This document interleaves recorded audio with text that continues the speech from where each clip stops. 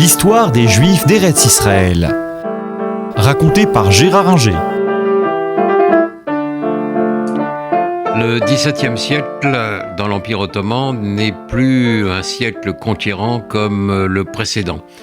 C'est un siècle de stagnation marqué en 1571, donc un peu avant le XVIIe siècle officiel, par la bataille de Lépante qui arrête net la croissance de l'Empire ottoman en Méditerranée. La flotte ottomane est battue par celle de Don Juan d'Autriche et elle n'ira pas beaucoup plus loin en Méditerranée.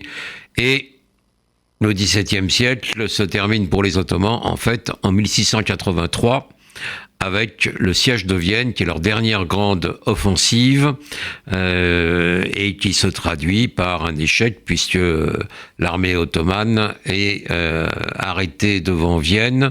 Elle n'arrive pas à prendre la ville qui est défendue par les Habsbourg et les Habsbourg sont secourus par le roi de Pologne, Jean III Sobieski. En conséquence, dans toute la période, l'Empire ottoman n'a plus la prospérité qu'il avait au XVIe siècle, d'autant que la Méditerranée perd de son importance par rapport à l'Atlantique qui relie maintenant l'Europe au Nouveau Monde. Les Ottomans doivent combattre sur leurs frontières, notamment contre les Perses, et donc s'occupent moins de la vie intérieure de leur empire.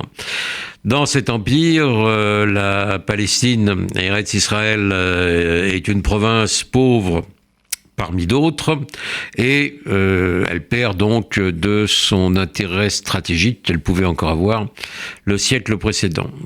C'est donc une période plutôt, là aussi en Palestine, et pas seulement dans l'Empire ottoman en général, une période de stagnation, avec le déclin de Sfat, Safed, puisque les kabbalistes, comme tout le monde, finissent par mourir, et la ville connaît un relatif déclin.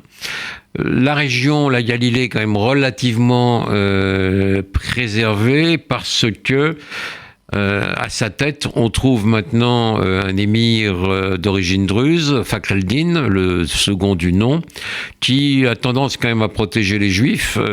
Quand ça l'arrange, il les persécute un peu, mais globalement, il les protège parce que ça lui permet d'avoir à bon compte des fonctionnaires, des douaniers et des gens compétents, ce qui assure malgré tout une relative prospérité à tout le nord de l'Israël d'aujourd'hui.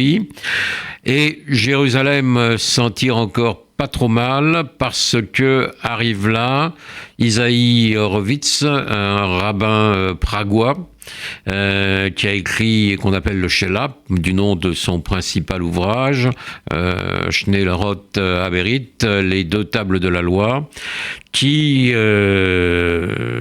domine la vie intellectuelle sur place et qui assure encore un renom à Jérusalem malgré les difficultés du pacha local, Muhammad ibn Farouk, qui se comporte très mal à l'égard des Juifs. Des villes comme Hébron et Sfat